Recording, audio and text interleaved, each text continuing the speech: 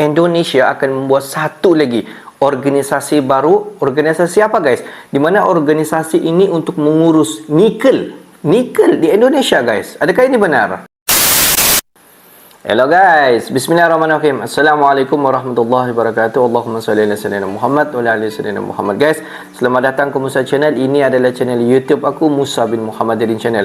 Kepada subscriber, kepada viewer di luar sana yang baru sahaja masuk ke Musa Channel, jangan lupa berikan sokongan, berikan dukungan kalian kepada channel ini dengan menekan ataupun klik tombol subscribe, like dan komen di bahagian komentar di bawah. Dan kepada subscriber, kepada viewer di luar sana yang selama ini telah pun memberi sokongan kepada Musa Channel, dan juga kepada subscriber yang sedang menonton video ini, aku sentiasa mendoakan agar semua kalian di luar sana dipermudahkan segala urusan, dibukakan pintu-pintu rezeki, dihindarkan, dijauhkan daripada segala malapetaka, dan juga dihindarkan daripada segala fitnah akhir zaman guys. Amin amin ya rabbal alamin. Guys, seperti biasa, hari ini kita akan buat sedikit lagi video reaction di channel bagi-bagi. Dan kalau kita zoom sedikit kepada judul utama yang kita akan react hari ini, di mana dikatakan Indonesia akan membuat satu lagi organisasi baru untuk mengurus nikel di Indonesia. Adakah ini benar guys? Adakah Indonesia akan membuat satu aliansi, satu organisasi ataupun satu keanggotaan?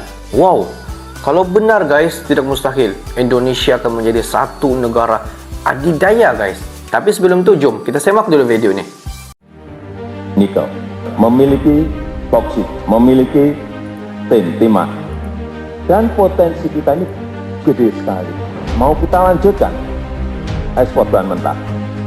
Memang kita sampaikan kemarin kita kalah, tapi apa kita langsung pengen berhenti saja? Ya. Jadi bagi kami bahwa pemerintah tetap harus berjuang keras untuk bisa memenangkan langkah banding yang akan dilakukan nanti dengan memberikan dokumen ataupun data-data serta alasan yang tepat untuk bisa kita menangkan di langkah berikutnya. Europe understand very well that we must stand up against this cruel aggression. We have endured 2 years of pandemic and we all wish.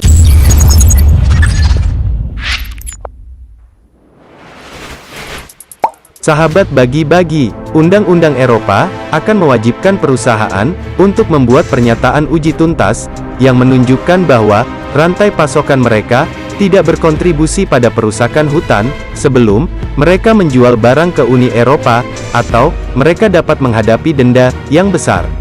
Eropa berharap peraturan inovatif ini akan memberikan dorongan bagi perlindungan hutan di seluruh dunia dan menginspirasi negara-negara lain. Hanya strategi Eropa, karena sejatinya, kebijakan ini hanya untuk membalas Presiden Jokowi, untuk memberitahu kepada Indonesia, bahwa Uni Eropa tidak main-main. Namun, sepertinya langkah ini tidak berarti apa-apa bagi Indonesia. Indonesia sudah punya segalanya, dan tak mempan dengan kebijakan ini. Sahabat bagi-bagi, Uni Eropa menggunakan kebijakan ini dengan dalih deforestasi. Padahal, negara Uni Eropa lah yang paling banyak menyumbang deforestasi di dunia. Deforestasi adalah sumber utama emisi gas rumah kaca yang mendorong perubahan iklim, dan topik ini yang akan menjadi fokus pada konferensi COP15 PBB, di mana negara-negara akan mencari kesepakatan global untuk melindungi alam. Negosiator dari negara-negara Uni Eropa dan Parlemen Eropa mencapai kesepakatan tentang undang-undang tersebut. Ini akan berlaku untuk kedelai, daging sapi, minyak sawit, kayu, kakao, kopi, dan beberapa produk turunan, termasuk kulit coklat. Dan beberapa turunan minyak sawit dimasukkan atas permintaan anggota Parlemen Uni Eropa. Indonesia selama ini merupakan eksportir terbesar produk sawit. Kan sudah sangat jelas, Uni Eropa menyerang siapa dalam kebijakan ini, sudah pasti menyerang Indonesia. Uni Eropa tidak terima dengan kebijakan Presiden Jokowi mengenai hilirisasi. Sahabat bagi-bagi, agar produk Indonesia dapat masuk ke Uni Eropa, perlu beberapa syarat yang harus ditempuh. Sebagai contohnya adalah, perusahaan perlu menunjukkan kapan dan di mana komoditas tersebut diproduksi, dan informasi yang dapat diverifikasi bahwa komoditas tersebut tidak ditanam di lahan yang digunduli.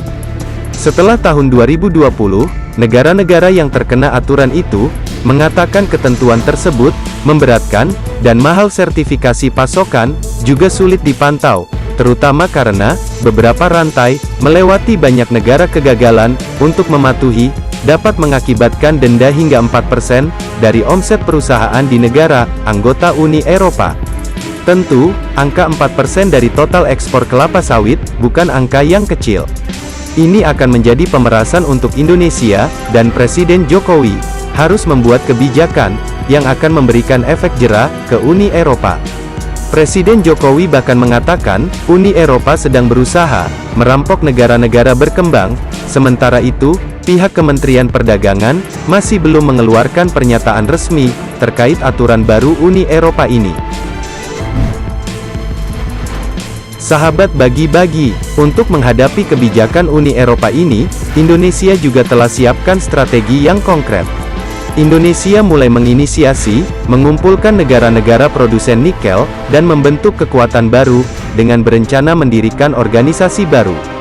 Kelompok negara-negara produsen nikel, sekelas OPEC ini, akan menjadi fokus besar Indonesia, untuk mengalahkan negara-negara itu. Bahkan, rencana ini sampai disorot oleh pihak-pihak asing. Bagi kalian yang belum tahu, kartel sendiri artinya adalah kelompok produsen independen yang bertujuan untuk menetapkan harga, membatasi suplai, dan kompetisi bekerja sama satu sama lain demi meningkatkan keuntungan dan mendominasi pasar. Sahabat bagi-bagi, ini akan menjadi organisasi besar yang mengontrol ekspor barang-barang penting di dunia. Langkah ini sangat tepat untuk menghadapi hegemoni negara Eropa akan kewalahan, karena Indonesia akan menggaet negara-negara besar. Selain itu, Menteri BKPM, yaitu Bapak Bahlil Lahadalia, telah mengusulkan pembentukan kartel produsen nikel yang sejenis dengan organisasi pengekspor minyak bumi dunia yang biasa disebut dengan OPEC. Menurut Bapak Bahlil, selama ini yang kami lihat, negara-negara industri produsen kendaraan listrik melakukan proteksi. Akibatnya, negara penghasil bahan baku baterai tidak memperoleh pemanfaatan nilai tambah yang optimal dari industri kendaraan listrik. Dan terkait hal ini, menurutnya, sebagai sesama negara yang kaya akan hasil pertambangan, khususnya nikel, adanya organisasi sejenis OPEC untuk penghasil nikel dapat mempermudah koordinasi dan menyatukan kebijakan komoditas nikel. Apalagi ini Indonesia tengah memprioritaskan hilirisasi sumber daya alam guna mengembangkan ekosistem kendaraan listrik. Sahabat bagi-bagi, apakah Indonesia akan berhasil membentuk organisasi atau kartel baru negara-negara penghasil nikel terbesar di dunia ini? Mari dukung Indonesia agar terus maju. Merdekalah kita seutuhnya, merdeka. Hurra! Amerika Syarikat usaha dia untuk memberhentikan Indonesia untuk meneruskan hilirisasi tidak terhenti di sana, guys. Selepas sahaja Indonesia buat hilirisasi, di mana Amerika Syarikat meminta bantuan daripada WTO untuk campur tangan dalam isu hilirisasi. Dan kita tengok Indonesia terus lakukan hilirisasi, WTO tidak dapat stop Indonesia.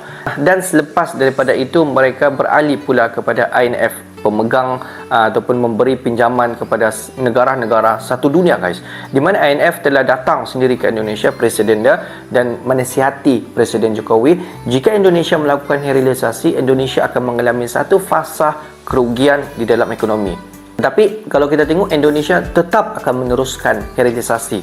Dan selepas itu, kalau kita dengar lagi berita pada baru-baru ini, di mana isu mengenai global ataupun rumah hijau ini akan dibawa di dalam PBB. Di mana kalau kita tengok, sebenarnya mereka akan membuat satu kesepakatan di dalam undang-undang untuk menentukan rumah hijau ini. Contoh seperti daging sapi minyak, minyak kelapa sawit, kopi, dan ada beberapa produk-produk ataupun bahan-bahan mentah yang lain yang telah disenaraikan yang tidak boleh ditanam di dalam satu kawasan yang sangat-sangat luas sebab dia mengganggu satu ekosistem rumah hijau. Itu mana isu ini akan dibawa ke PBB.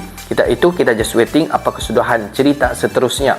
Dan selepas daripada itu, Indonesia tidak terhenti semangat untuk meneruskan hilirisasi, di mana dikatakan selepas daripada itu Indonesia akan membuat satu lagi organisasi baru. Organisasi baru ini kalau kita tengok sama seperti OPEC.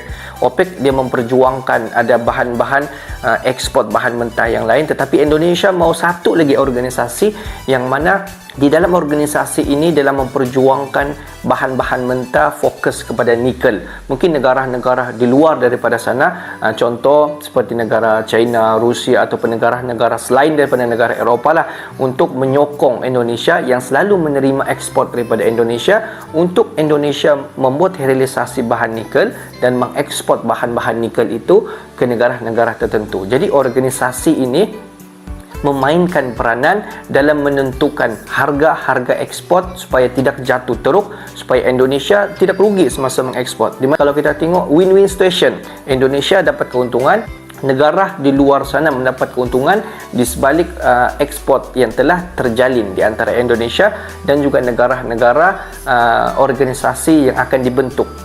Cuma sekarang belum tahu lagi mana-mana negara yang akan join di dalam organisasi dalam mengurus nikel dunia yang akan ditentukan oleh Indonesia sendiri. Persoalan dia, adakah organisasi itu dimaksudkan sama seperti bridge? Adakah keanggotaan daripada bridge itu akan mengurus pengurusan nikel dunia yang sama seperti OPEC? Macam mana guys? Okeylah guys, untuk hari ini sampai di sini saja sedikit information daripada Musa Channel, dan kepada subscriber, kepada viewer di luar sana yang belum lagi klik, please klik button subscribe, like dan komen di bahagian komentar di bawah. Akhir kata daripada Musa Channel, jumpa kalian di video seterusnya. Semoga kalian semua diberikan kesihatan dan dipermudahkan segala urusan dunia akhirat guys. Dan akhir kata, Assalamualaikum warahmatullahi wabarakatuh guys. See you the next video guys.